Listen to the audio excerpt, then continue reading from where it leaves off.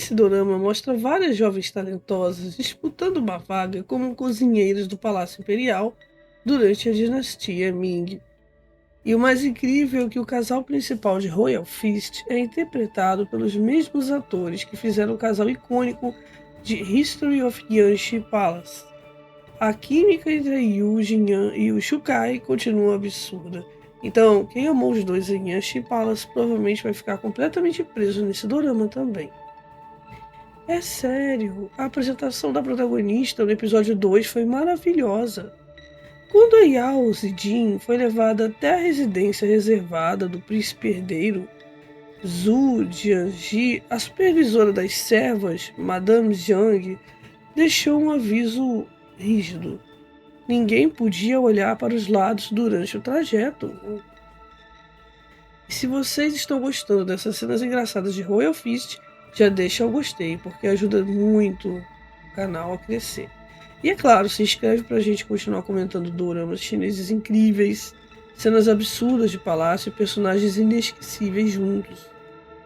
Só que tinha um pequeno problema. Aquilo que eles chamavam de cabana de palha parecia mais um palácio escondido no meio da natureza. O lugar era refinado demais, cercado por árvores antigas de galhos retorcidos, jardins silenciosos, lanternas clássicas da dinastia Ming e uma arquitetura tão elegante que parece um cenário de pintura histórica. Tudo refletia perfeitamente a personalidade do Zhu Jianzi, que preferia ambientes tranquilos, discretos e próximos da natureza. É claro que a Yao Zijin não conseguiu obedecer. Ela começou a olhar em volta, completamente fascinada pela paisagem bucólica, admirando cada detalhe daquele lugar lindíssimo.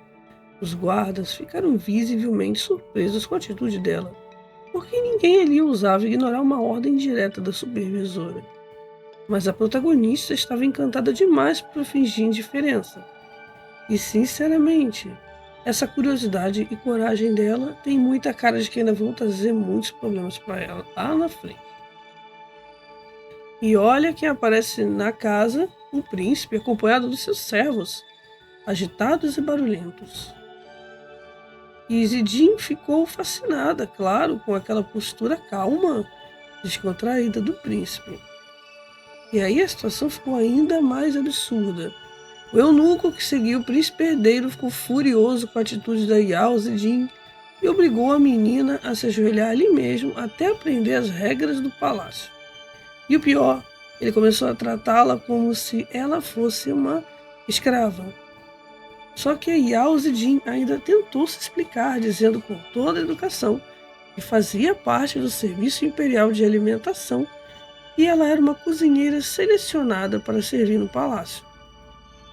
Mas o eunuco nem quis ouvir.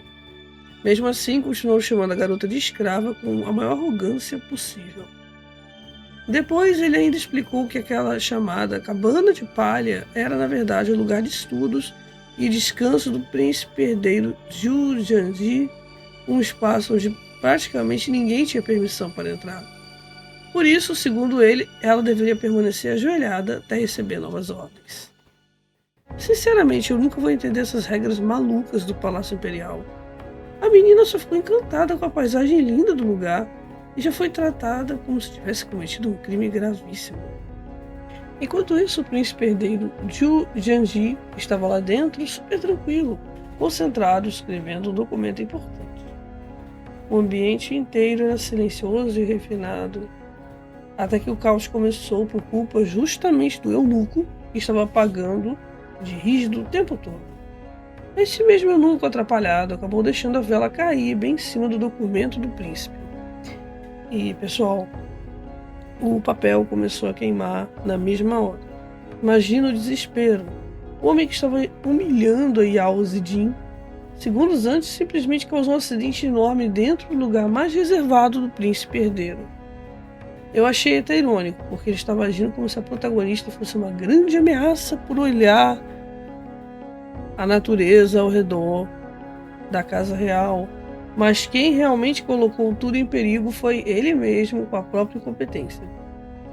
O príncipe estava calmamente escrevendo e do nada veio o documento dele sendo queimado, devastado por causa do servo mais arrogante dali. O príncipe, super humilde e compreensivo, disse que estava tudo bem. Aceitou o erro do eunuco, completamente diferente do que o eunuco fazia. O próprio eunuco disse que ele mesmo merecia a morte. É louco, né? A Yao-Zidin já tinha preparado aquelas azeitonas mergulhadas no vinho, e o aroma suave do vinho acabou se misturando perfeitamente com a fragrância da tinta e do papel no ambiente de estudos do Zhu Jiangji. Ficou uma combinação refinada e elegante, algo que combinava totalmente com o gosto sofisticado dele. Na prática, aquilo virou um presente silencioso da protagonista para o príncipe. E dá para perceber claramente que o Jiu começou a notar a menina de um jeito diferente depois disso.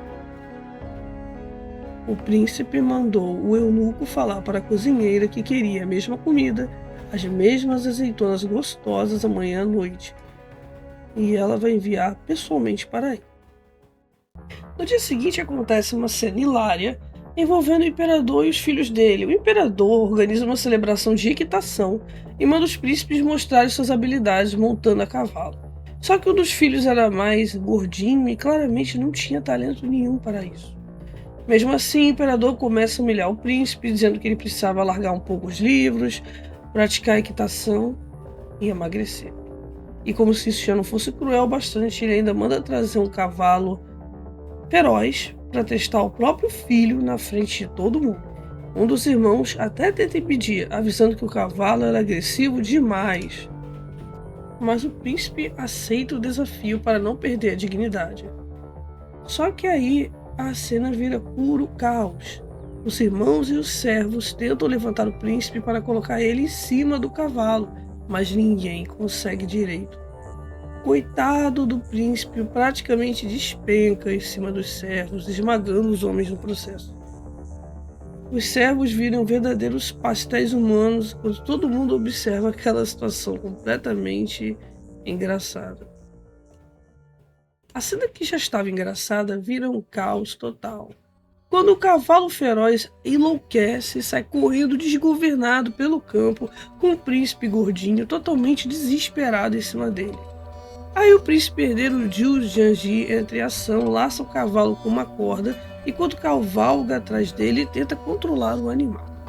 Só que o cavalo acaba derrubando o Zhu Jiangji no chão, e o príncipe começa a ser arrastado pelo campo cheio de feno igual um boneco. Mesmo assim, o Zhu consegue usar o próprio peso para finalmente parar o cavalo.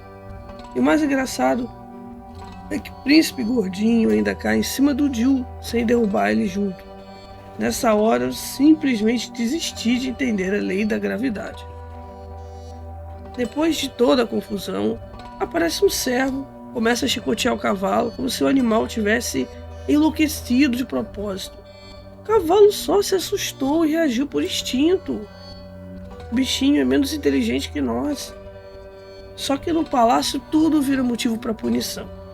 E eu percebi também que esse servo que bateu no cavalo é o eunuco. É o mesmo que humilhou a Yao-Zidin e queimou o documento imperial do príncipe. Sinceramente, eu tô só esperando esse homem acabar fazendo alguma besteira gigante e levar umas boas pauladas. E o pior de tudo é o próprio imperador. Depois de quase matar o filho, obrigando ele a montar um cavalo feroz, ainda chama o príncipe de gordo inútil, diz que ele é ruim tanto nos estudos quanto na espada e manda reduzirem a comida dele para forçar o emagrecimento. Como se isso já não fosse cruel bastante, o imperador ainda ameaça decapitar todos os filhos caso o príncipe não consiga emagrecer e melhorar na equitação e no arco e flecha em 3 meses. Aí nessa hora eu percebi que o imperador de Royal Fist não é rigoroso, mas sim cruel. E é justamente isso que faz Royal Fist ser tão divertido de assistir. O dorama consegue misturar cenas engraçadas, momentos tensos e absurdos de palácio, tudo isso ao mesmo tempo. Entre comida refinada, regras malucas e personagens carismáticos, cada episódio consegue surpreender de um jeito diferente.